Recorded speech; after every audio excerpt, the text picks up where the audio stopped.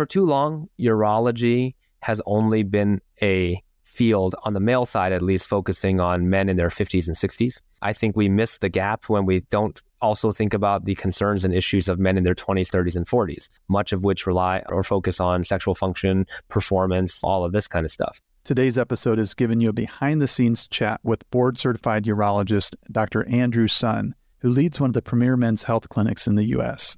Whether you are a health consumer wondering what options are available for you at a men's health clinic, or you're a urologist considering building a men's health program within your practice, this episode checks all the boxes. And we'll get right into it as soon as we get back from thanking our episode sponsor today. As we enter into a new frontier of testosterone replacement therapy, there is now a convenient, safe, and effective option with Kaisertrix that can be taken in pill form, allowing patients another option other than messy gels, painful injections, or surgically implanted pellets.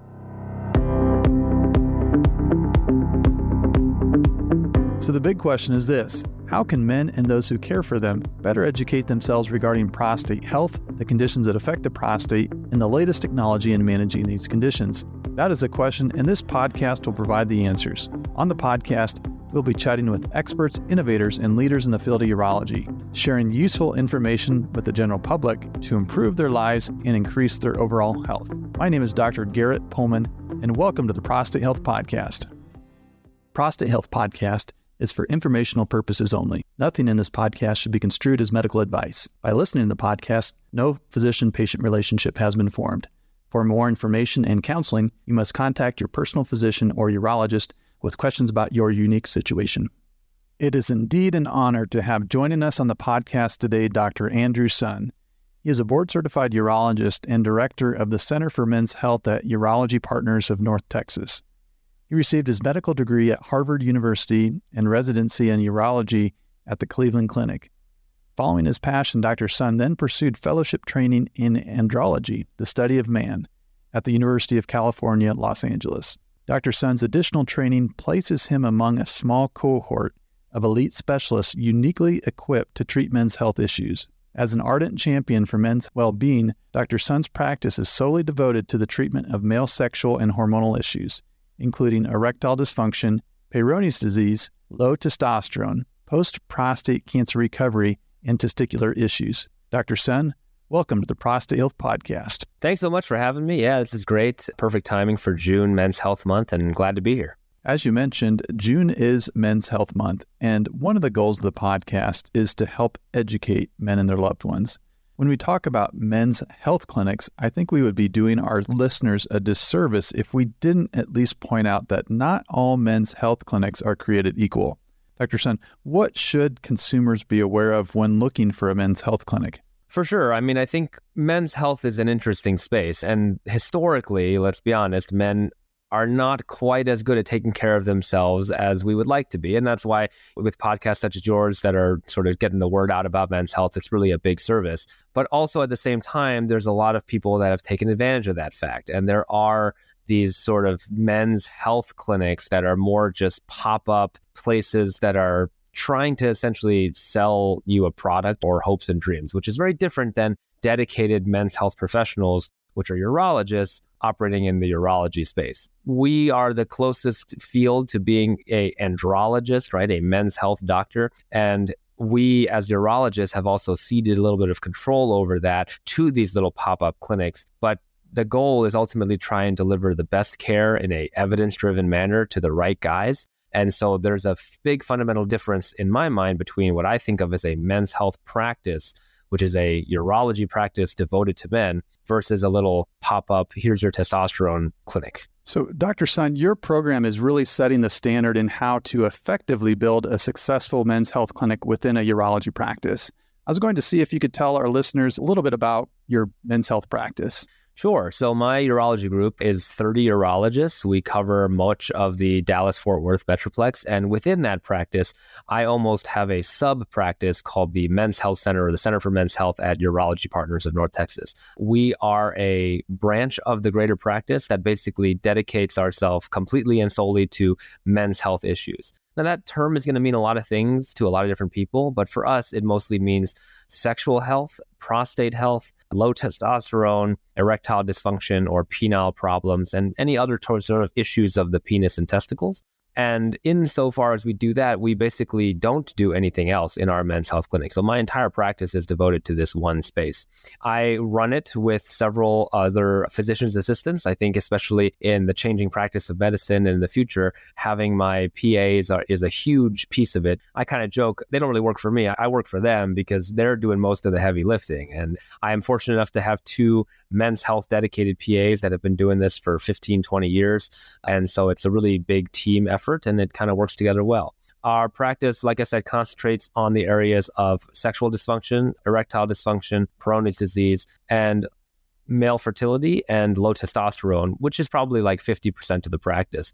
In that sense, we provide all the different testosterone options, erectile dysfunction options, both medical and surgical. We really want this to be a sort of one-stop shop for guys and their specific guy issues. Many of my partners basically then will refer those patients to me, to our dedicated center, as well as patients that come in seeking our services as well, which is a large percentage too.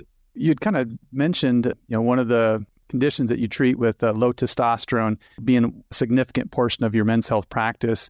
In episode 84 on the podcast, we focused on the new oral testosterone option with Kysotrex and its benefits. What has been your experience so far with this medication, in your practice? Yeah.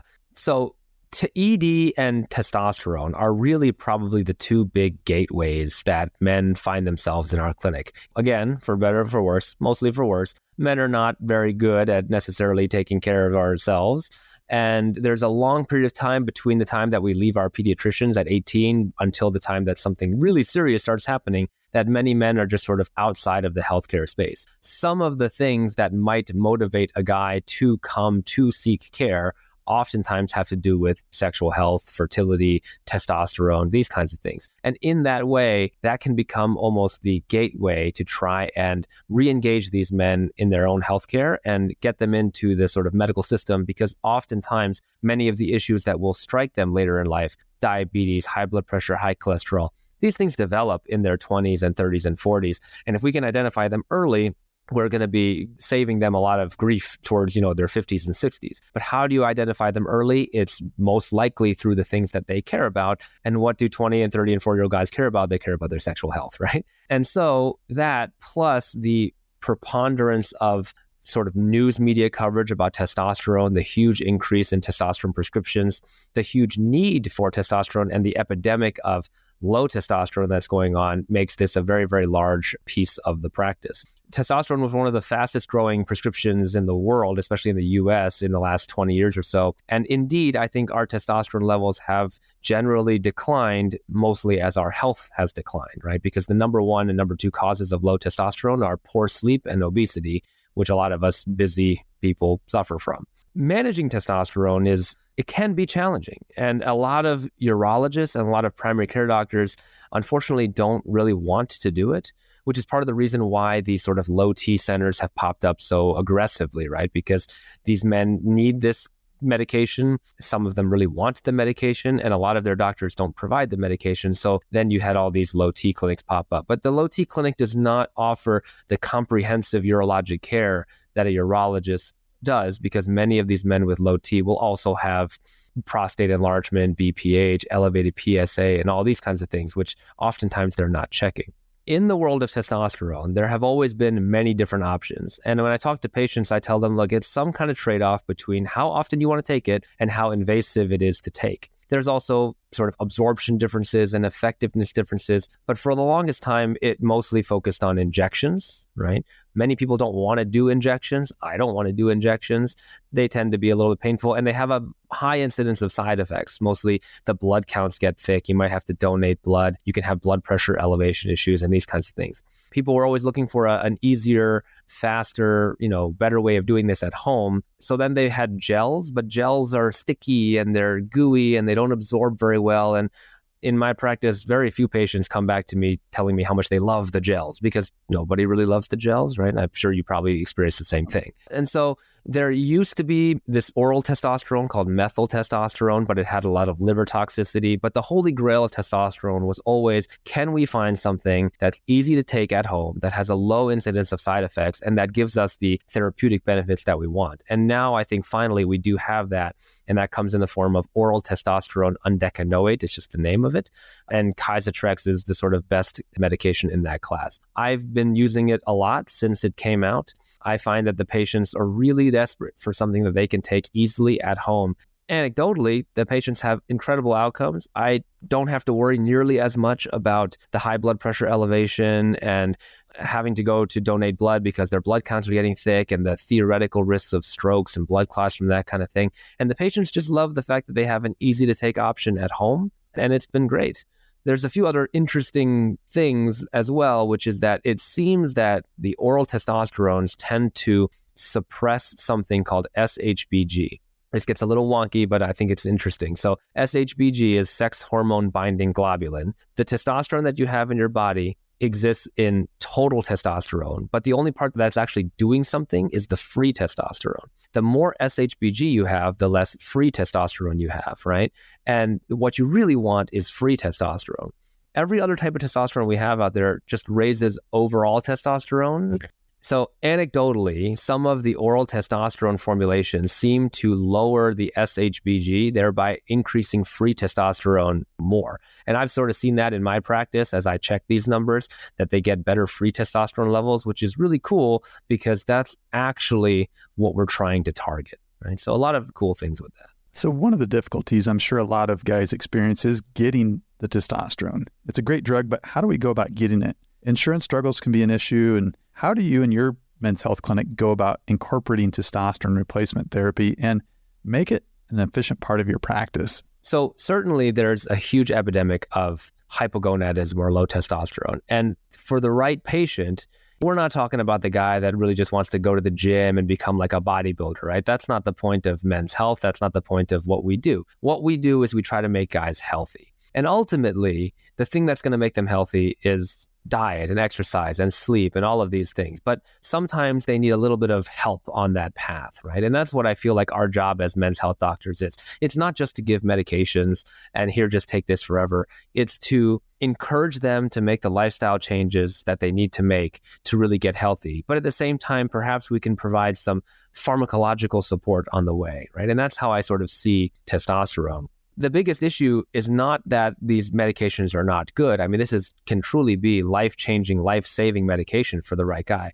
For a long time, the issue has been just how to get it. Insurance companies don't love testosterone. Many physicians don't want to deal with the amount of onerous paperwork that they have to do. Sometimes they make patients jump through so many hoops just to get their testosterone, like multiple repeat labs and recertifying every year, which means you have to take them off the testosterone just to prove that they still have low T, just to put them back on it again. And it's a terrible experience. So whether it's regular injections or some of the pellets or the gels, almost every urologist and probably patient out there who's experienced testosterone has experienced some issue in terms of actually getting the medication, insurance hassles and this kind of thing. The really revolutionary thing about Kysotrex is that it's available just as a cash product, essentially, that skips all of the insurance clearances and the hassles and everything like that. And you really just purchase the medication, obviously still through a prescription and through a pharmacy, but without any of those other hassles. And that has allowed us to get many, many more people access to this critical medication.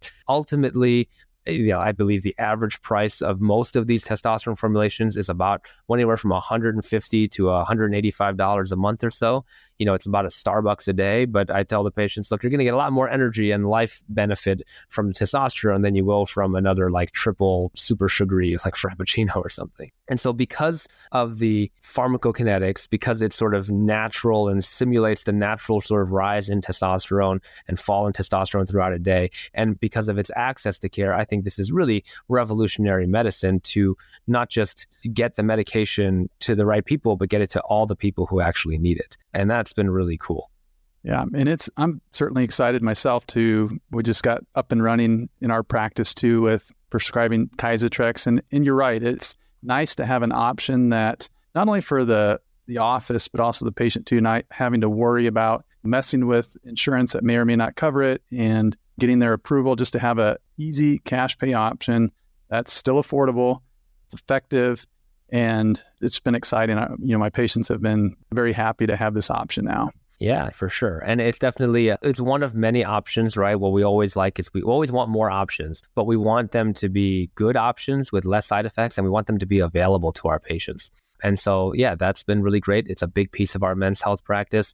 Certainly, we're always going to be treating erectile dysfunction and sexual dysfunction as well. Oftentimes, a lot of these things coincide. And I'll tell you, just from a practical aspect, I screen almost every one of my patients for low testosterone because given that I practice in sexual medicine, erectile dysfunction, sexual dysfunction, fertility issues, a huge percentage of these issues have a component that's low testosterone. One of the biggest misconceptions, I'll just go on the other end and say, is that the cure to all erectile issues is testosterone. It's not, right? It's a piece of the puzzle, but it's also metabolically important for a lot of other functions as well. Well, excellent summary there. And I think that not only, our listeners that are consumers, but also we have a lot of urologists listening in. I think they're really going to gain a lot of value from kind of hearing your side of the story. So lastly, with having a lot of urologists listening in, I think a lot of them would like to hear your advice to them in regards to, maybe they're considering implementing a men's health program into their practice if they haven't already done so. What advice would you give those urologists? Absolutely. I think, of course, I'm biased because I'm a men's health doctor, but I think men's health is the coolest, most fun, and most interesting thing. And it's also an incredibly valuable arm to any sort of fully serviced urology practice. I think it does take somebody with passion and with dedication. And if you have somebody like that in your group, let them be the men's health person. They can manage the erectile dysfunction, the Peyronie's disease, the low testosterone. If they're fertility trained, the fertility business.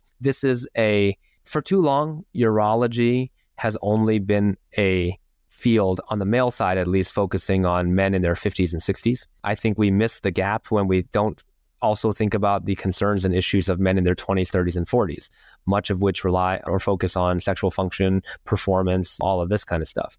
If you can create that arm of your practice, let somebody who's really dedicated to it flourish, manage these issues.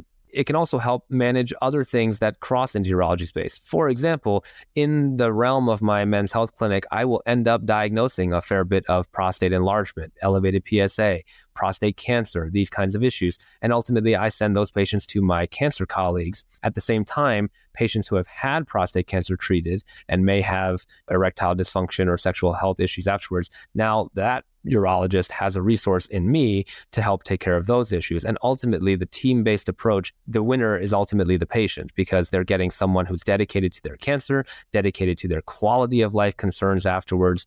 And we're able to sort of specialize and do what we do. And it's great for everybody. And it's a big service to the community, I think, as well, which is our sort of big message for June for Men's Health Month, right? Well, just solid gold information. We appreciate that from you. And Dr. Sun, any parting thoughts today for our listeners? I think the biggest thing that I would tell the listeners is the same thing that I tell my patients, which is that sexual health is health.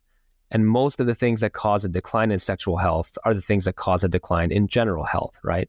People come in sometimes and say, well, I have erectile dysfunction, I have low testosterone, what's going on? And I tell them, well, a healthy body and you have a healthy penis, a healthy body and you have a healthy prostate, right? And if you don't, then there are some things to work on, but there are maybe some underlying issues going on, such as low testosterone, vascular disease, diabetes, and these kinds of things. And when it comes to men's health, really, I would just emphasize that many times these issues have underlying physiological causes and that it is very common. Patients should not be afraid to come to their urologist and talk about this, that you should try and seek a dedicated professional that is really well-versed in these and not try to look for these quick fixes at these pop-up clinics that seem to offer the world as long as you pay them enough cash, right? That's not the way to go about it. And on the urologist side, that treating these issues can be rewarding and can make a huge impact on patients' lives. Well, I really appreciate your time and just excellent information. We thank you so much for joining us today on the podcast. Really appreciate you taking time out of your busy schedule to provide our listeners with significant value. Thanks again. Thank you so much. Thank you again for listening to the Prostate Health Podcast. For those of you wanting to dive in even deeper, make sure to check out the Prostate Health Academy, which offers comprehensive and easy to navigate lessons that I have prepared for you. There's also an active private community forum, and I am there every day providing support, insight, and answering questions. To learn more, just go to www.prostatehealthacademy.com and click on Join Now. Well, that's it for today. We will see you at the next episode.